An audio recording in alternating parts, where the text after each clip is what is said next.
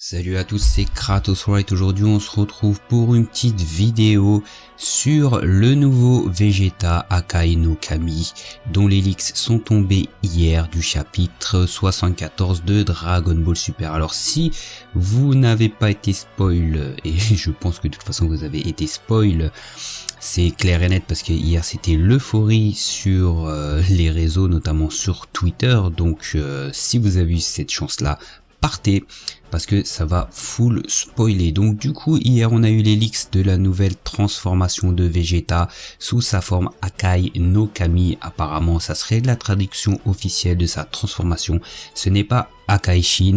Alors on peut estimer que c'est le nom de cette transformation ne soit pas le Akai Shin parce que le seul Akai Shin de l'univers 7 c'est Beerus. Comme dans chaque univers il y a un seul Akai Shin. Après ça veut pas dire qu'il n'y a pas de prétendant au poste de Akai Shin.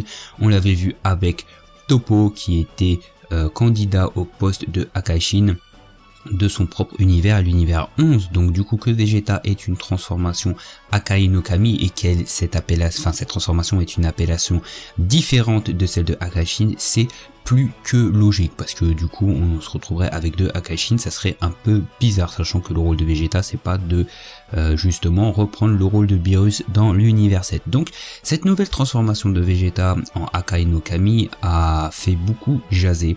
Beaucoup de personnes n'aiment pas justement cette transformation pour diverses raisons.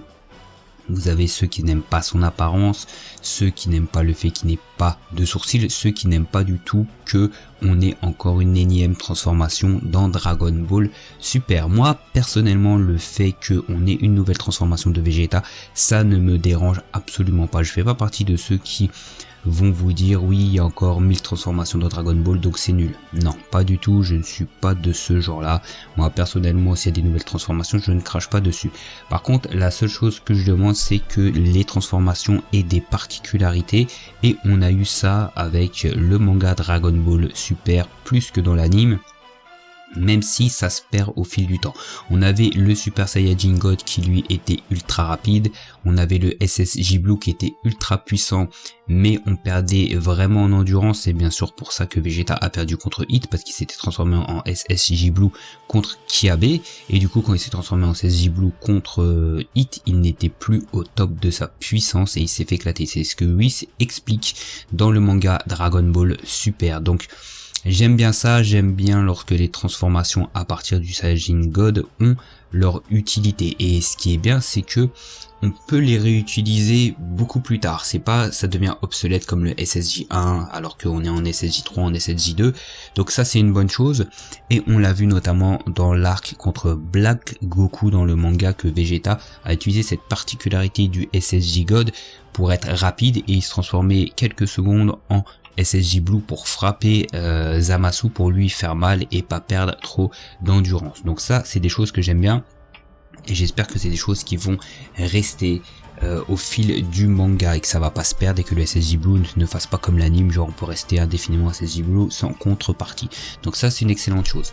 Ensuite on a le Migate no Gokui qui a sa particularité. Alors il y a la forme non maîtrisée et la forme maîtrisée. La forme non maîtrisée c'est bien parce qu'elle est pas maîtrisée. On voit que Goku, même s'il esquivait instinctivement, il n'avait pas, lorsqu'il frappait, assez de puissance parce qu'il était encore dans l'apprentissage. Et on voit qu'une fois transformé en Migate, il a l'esquive et il a la puissance. Donc c'est une bonne chose et on apprend maintenant dans cet arc Granola justement, oui ça apprend que Goku doit apprendre à parfaire sa maîtrise de l'Ultra Instinct parce que il est tout en bas de l'échelle dans sa maîtrise et du coup c'est pour ça qu'il essaie de le former à utiliser l'Ultra Instinct quand il est en basse forme. Et on le voit lors de son combat contre Granola, on voit que Goku essaye d'abord en basse forme, il esquive mais il se fait taper par Granola, ensuite il monte de niveau à chaque fois et on voit que plus il monte de niveau, plus il maîtrise l'Ultra Instinct et bien sûr dans sa forme Ultra Instinct complète, il le maîtrise à 100%. Donc voilà, l'objectif de Goku va être de pouvoir utiliser l'Ultra Instinct en basse forme comme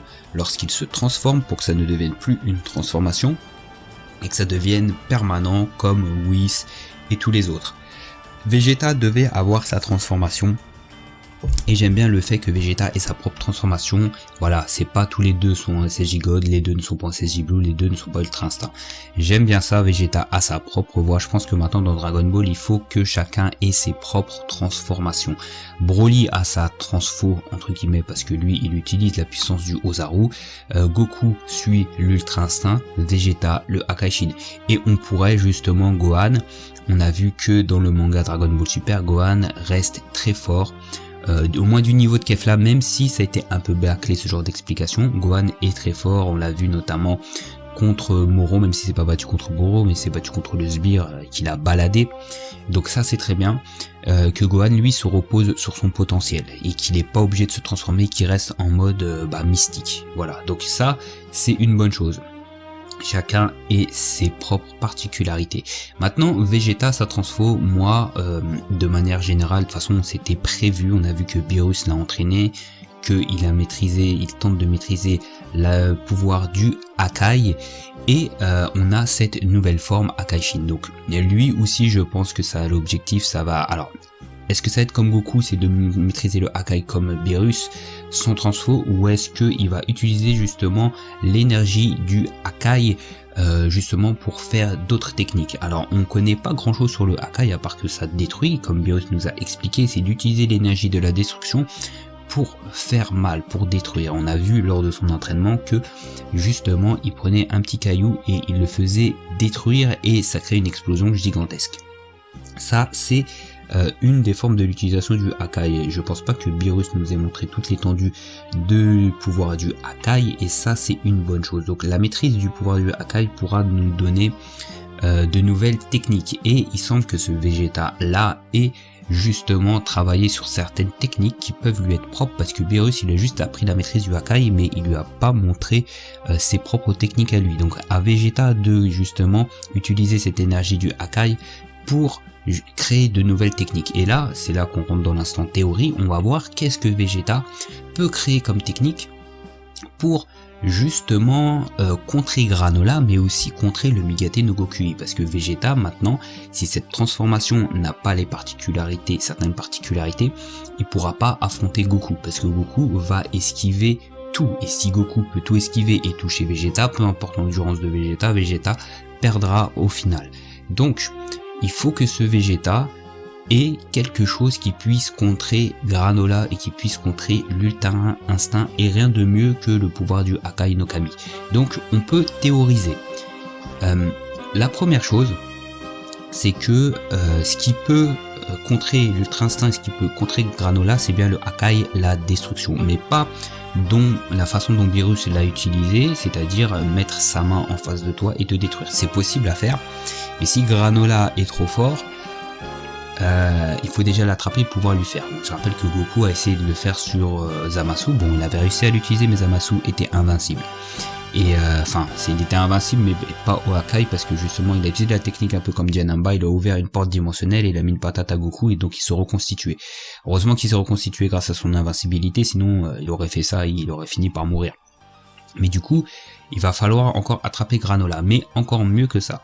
Il faut que cette forme de Hakai puisse être une technique défensive. Une technique défensive. Imaginez un peu que sous cette forme de Hakai, si vous touchez Vegeta, vous vous faites Hakai. Ça, c'est un truc de fou. C'est-à-dire que si Granola touche, peu importe l'endroit, Vegeta, il perd sa main, par exemple. Il perd l'endroit, il perd une partie de son corps, ou carrément détruit totalement. Bon, ça serait un peu abusé, détruit totalement, mais si il le touche, il perd son bras, par exemple. Donc ça pourrait être un contre à Granola, mais ça peut être aussi un contre à Migate, parce que Migate il va esquiver Vegeta, mais s'il attaque, s'il ose toucher Vegeta, il peut se faire détruire. Ça serait une technique ultra cheatée, vous me direz, et comment contre-attaquer contre un Vegeta qui est de cette forme là? Ça serait de l'attaquer à distance, avec des Kamehameha, ou avec, vous avez vu la technique de Migate, lorsqu'il tape dans le vide, et puis ça fait une technique, avec la pression, ça met un coup à l'adversaire.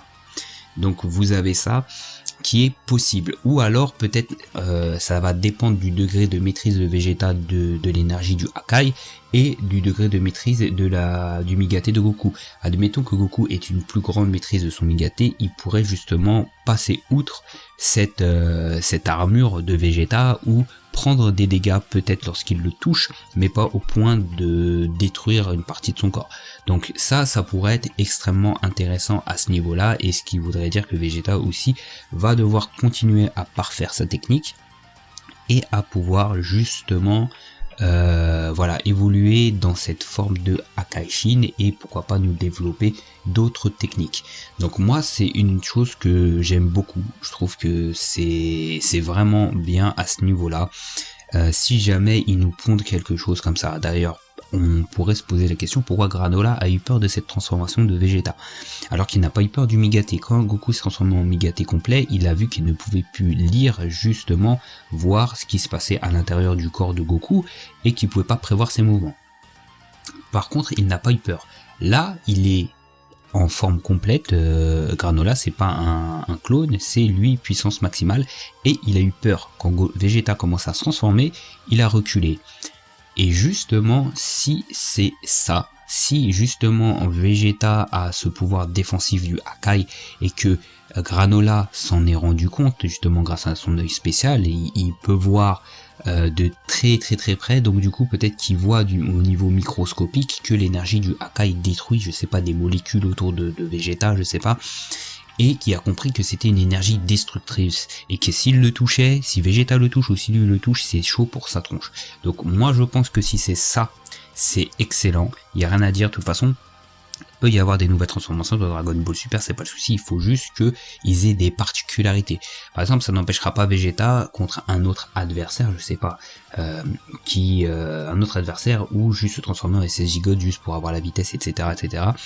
Pourquoi pas mélanger les transfos comme il a fait contre Black Goku, enfin alterner, mais pourquoi pas mélanger aussi, et admettons qu'il essaye d'utiliser l'énergie du Hakai en mode SSJ God pour avoir la vitesse du SSJ God, mais le pouvoir du Hakai, mais peut-être qu'en forme SSJ God, comme pour Goku en SSJ God Ultra Instinct, il n'a pas la maîtrise totale, et il faudrait qu'il s'entraîne, ça pourrait être plutôt pas mal. Donc pour moi, à ce niveau-là, là il n'y a rien de confirmé, c'est que des théories, on spécule. Ça pourrait être vraiment intéressant. Ce qui pourrait être intéressant, c'est que Vegeta pourrait nous expliquer que lorsqu'il est parti sur la planète Yardrat, et qu'il a appris à un peu maîtriser son côté spirituel, que ça a eu un effet justement pour pouvoir mettre au point cette technique lorsque Beerus lui a appris le Hakai. Ça serait plutôt pas mal, et puis ça donnerait une utilité à cet entraînement, parce que si c'était pour maîtriser uniquement la téléportation et pouvoir enlever l'énergie comme il a fait à Moro, bon, bof en soi. Mais si cet apprentissage a permis justement à Vegeta a permis la maîtrise de cette technique, de cette forme, ça pourrait être pas mal. Après, autre chose sur son apparence, je trouve que de manière générale, la transformation est bonne.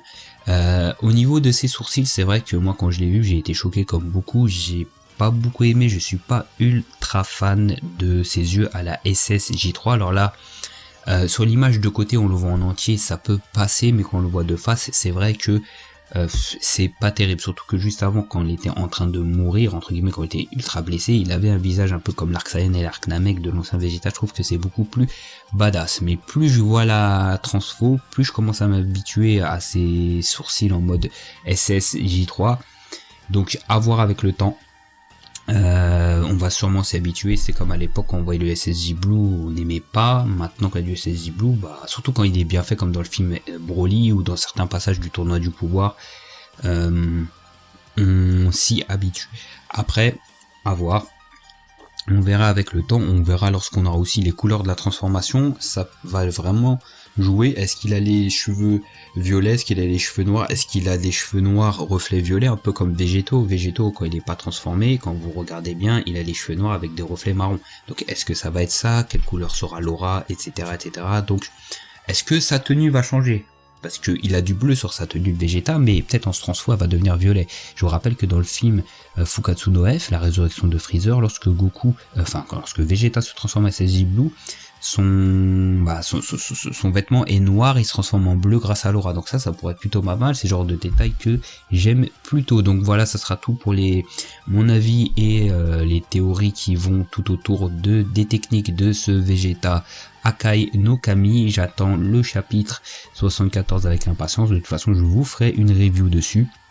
Alors la dernière review date quand même du chapitre 69, si j'ai pas fait de review, c'est parce que les chapitres étaient assez anecdotiques, dans le sens où, voilà, c'était pour amener Goku et Vegeta face à Granola, il n'y avait pas grand chose à dire, hein, si c'est juste pour vous dire que, oh là là, ils ont été voir Goku et Vegeta pour les faire se battre contre Granola, ils sont méchants, oh là là, Granola, one shot Goku, oh là là, c'est pas, ça m'intéresse pas quoi. Donc là je trouve qu'on est à un moment où ça mérite de faire une review, et du coup je vous parlerai un petit peu de mon avis des chapitres où je vous ai pas fait la review, justement sur les hitters, sur Granola, Goku, etc. Mais on parlera beaucoup de ce chapitre là. Et sur ce, on se retrouve justement pour cette review lorsque le chapitre sortira. Dites-moi ce que vous pensez de la transfo de ce Vegeta en Akai no Kami, que ce soit au niveau de son apparence. Et d'ailleurs, on voit qu'il est beaucoup plus musclé que d'habitude. Il n'est pas comme en Super Vegeta, mais il est quand même beaucoup plus musclé. Dites-moi ce que vous pensez de son apparence, de ce que vous pensez des techniques possibles qu'il pourrait avoir, de la réaction de Granola. Et nous, on se retrouve pour d'autres vidéos sur la chaîne, sur Dragon Ball de manière générale.